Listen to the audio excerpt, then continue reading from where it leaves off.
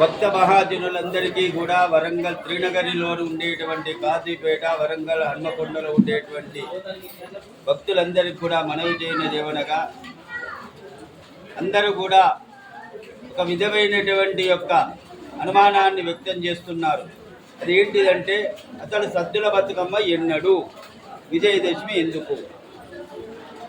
ధర్మబద్ధంగా కనుక అయితే దేవి ఉపాసకులకు మాత్రమే అష్టమితో సంబంధమే కానీ బతుకమ్మకు అష్టమితో సంబంధం లేదు.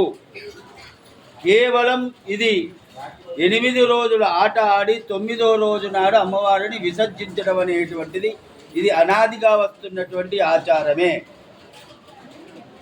ఇది కేవలం మన భారతదేశంలో కాదు, తెలంగాణలో కొన్ని ప్రాంతాల్లో మాత్రమే ఉన్నటువంటిది బతుకమ్మ. అయితే ఈ బతుకమ్మ మీద కొందరు వేద పండితులు అష్టమి అది ఇది అని చెప్తున్నారు. అష్టమితో సంబంధమే లేదు. ఇవి శ్లోకాలు శాస్త్రాలు కాదు, ఇది కేవలం లౌకికమైనటువంటిది. కనుక భక్తులందరూ కూడా సవినయంగా మనవి చేసేది ఏంటంటే 29వ తారీఖు నాడు మాత్రమే బతుకమ్మను నిమజ్జనం చెయ్యాలి. ఇది ధర్మశాస్త్రం. ఇది ఇవ్వేలా కాదు. మీ పూర్వీకులు 30-40 సంవత్సరాల క్రితం ఉన్నటువంటి సందిగ్ధావస్థ కూడా ఎవరు కూడా 9వ రోజు నాడు బతుకమ్మని నిమజ్జనం చేయాలి. మరి అయ్యా బతుకమ్మ అయిన తర్వాత మధ్యలో 2 రోజులు గ్యాప్ వస్తున్నది అంటే అది దేవీ దీక్షాపరులకు దేవీ ఉపాసకులకు సంబంధించింది. అది బతుకమ్మ ఆడే భక్తులకు సంబంధించింది కాదు. దేవీ దీక్షాపరులకు మాత్రము 11 రోజులు వస్తుంది. బతుకమ్మ మాత్రం 9వ రోజులే ఆడాలి. దీనికి ఒక 6 సంవత్సరాల క్రితం కూడా ఇలాంటి చర్చా వేదికనే చారిత్రక ప్రసిద్ధిగాంచిన వేస్తంబాల గుడిలో చర్చకు వచ్చినప్పుడు ఇవాళ ఏ పండితులైతే చెప్తున్నారో ఆ పండితులే ఇది 9 రోజులు ఆడిగా పండే అనేటువంటి నిర్ణయం చేసింది అప్పుడు. మరి అప్పటి మాట ఎక్కడ పోయిందో నాకు తెలియదు. ఇంకొకరు చెప్తారు కదా అంటే పీఠాధిపతులు, అసలు పీఠాధిపతులకి పండుగలతో సంబంధం ఏందండి? సన్యాసికి పండుగలతో సంబంధం ఉన్నదా? అట్లాగే కాకుండా బ్రాహ్మణ సేవా సంఘ సమాఖ్య వాళ్ళందరూ కూడా ఈ విద్వత్సభలని నిర్వహిస్తున్నారు. కానీ ఈ విద్వత్సభలను నిర్వహించి వీళ్ళు ఏం ప్రయోజనం చేస్తున్నారు చెప్పండి? ఎవరో వరమతస్థుడు మాత్రం ఎక్కడో చంద్రుడు కనబడితే వాడు దేశం మొత్తం ప్రపంచం మొత్తం వాడు పండుగ చేసుకుంటాడు. కానీ ఇప్పుడు ఉన్నటువంటి సగం చదువుకొని శాస్త్రము అది ధర్మము అని చెప్తాడు. కానీ ఇదంతా కాదు. కేవలం బతుకమ్మ మాత్రం 9 రోజులు ఆడవలసిందే. దీంట్లో మాత్రం ఎలాంటి నిర్ణయం లేదు. ఇంకొకటి మళ్ళా కనుక మాట్లాడినట్టయితే మంగళవారం నాడు పసుపు నువ్వు తీసుకుపోయి నీళ్ళల్లో ఎవడన్నా వేసుకుంటాడా? ఆఖరికి మన ఇంట్లో ఎవడన్నా మంగళవారం నాడు ముత్తేదొస్తే కూడా పసుపు కుంకలు పెట్టి పంపేందుకు మనం వెనకాడతాం. అటువంటిది ఊరి బయటికి పసుపు కుంకలను తీసుకుపోతామా? ఇది మన లౌకికవాదం. ఆలోచిద్దాం. కనుక సోమవారం నాడు మాత్రమే సద్దుల బతుకమ్మ ఆచరించాలి. 2వ తారీఖు నాడు విజయదశమి ఆచరించాలి. ఇది శాస్త్రమే.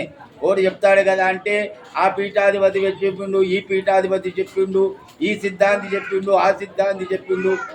సిద్ధాంతి అంటే ఇవాళ రేపు ఎట్లా ఉన్నది అంటే వాని చేతిలో 1,00,000 రూపాయలు ఉన్నాయి, 10 మందిని కలుపుకుంటున్నాడు, ఓ శాలువా కప్పుకుంటున్నాడు, ఓ పంచాంగం మీద పేరు పెట్టుకుంటున్నాడు. అసలు వానికి సిద్ధాంతం గురించి తెలియనోడు వాడు పేరు పెట్టి సిద్ధాంతి అంటే ఇక్కడిది.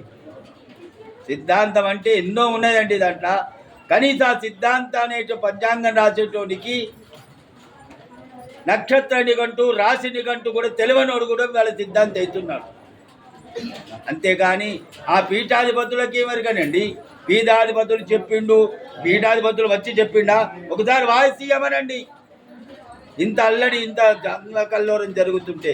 కనుక ఏదైతే సనాతన ధర్మం అనేటువంటిది మనకు ఆచారంలో ఉన్నదో అదే 9వ రోజు నాడు మాత్రమే బతుకమ్మను విసర్జన చెయ్యాలి.